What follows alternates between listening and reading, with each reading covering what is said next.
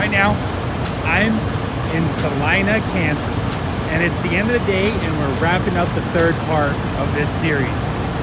Let's go.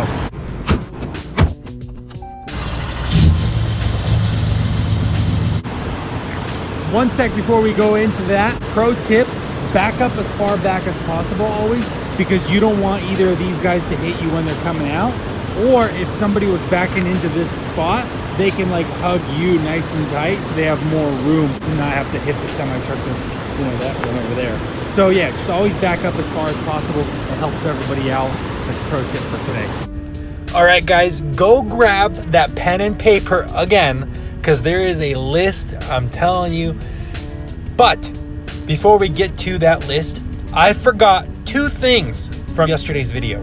Number 1, you gotta go get a tax ID number. That's like a social security, but for your business. And then you gotta go get a bank account, because that's obviously how you get paid. So you gotta have those 2 things. Obviously, when you open an LLC, you gotta go get them right away, or else you won't have a checking account to pay, to put your checks on. So that makes sense. So that was, I overlooked that. My apologies. But let's get into this list. So you take that business that now has a business account and a tax ID number, and under that business, you apply for an MC number. MC stands for motor carrier number. That lets you travel between states for business. And you apply for B, US DOT number. That lets you do business in your state. Okay, and you apply for those at the same time. Then once you apply for those, you're gonna get bombarded with calls about something called the BOC 3. It's BOC 3. You have to do it. It basically registers your business in all the states. Something like that. I'm not sure what the BOC 3 is. Just another way to get money from you.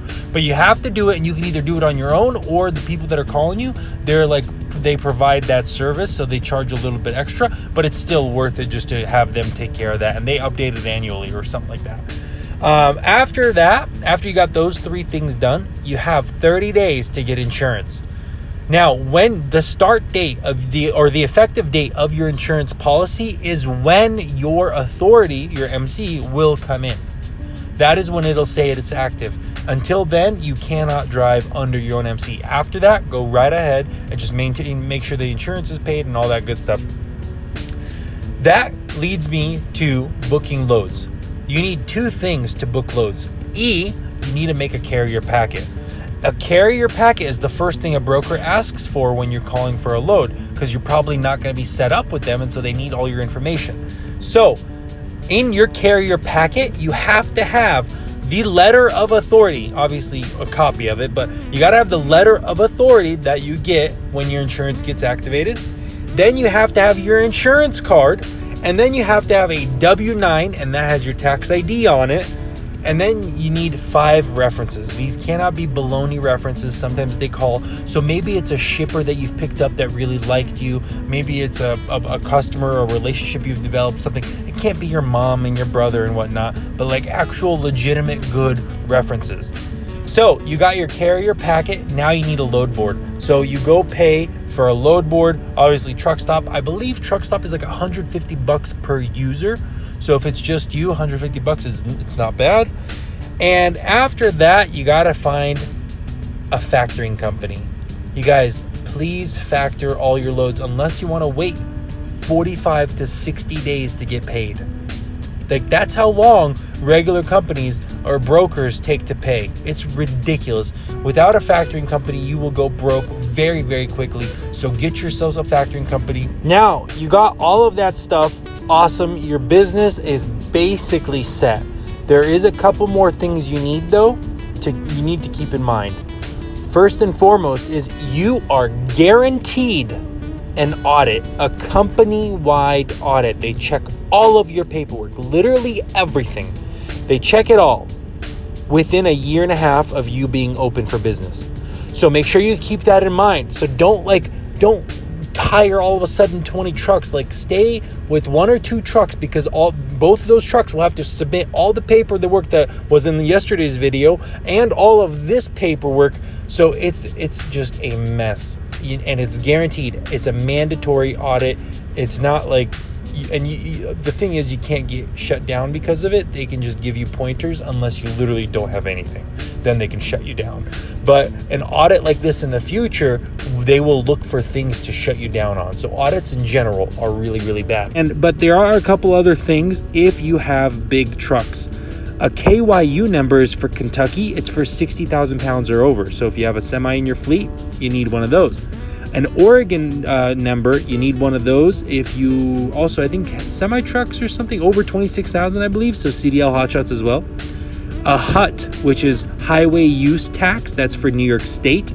And that is for trucks that I believe are over 16,000, which includes us. And then of course you have to have IFTA because you'll be providing the IFTA to your trucks.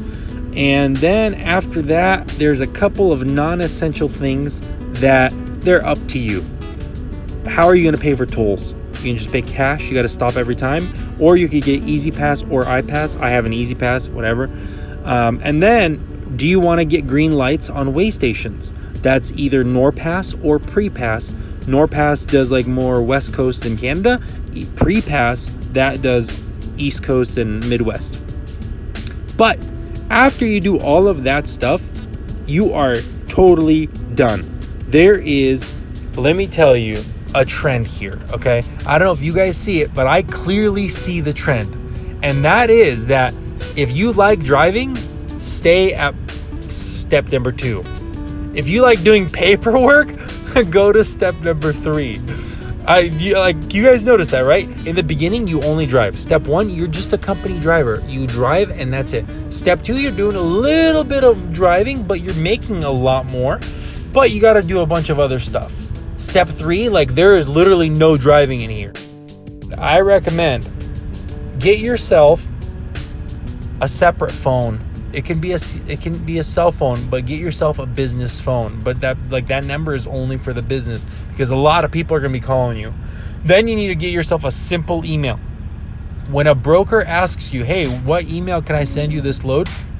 You want to say ABC123. Something really easy. It doesn't have to be that, it could be, dispatching your company name, whatever. Then you don't need it really, but it's a good idea to get some business cards. It's also a good idea to get some Dropbox storage. In Dropbox, you can store your carrier packet so that you can have it on mobile just in case, you're not in the office or something. So get yourself some Dropbox storage and get yourself some accounting software. I know we use QuickBooks, but I'm not sure what's best for like a really, really small business. But that's it, you guys. Let me know down in the comments below if I did miss anything. And I'm pretty sure I didn't again, but still, let me know down below. If you like all this content, hit that like button. And if you guys have questions about any of this stuff, feel free to comment below. Or shoot, my email's in the description. Send me an email. I'll see you guys in the next one.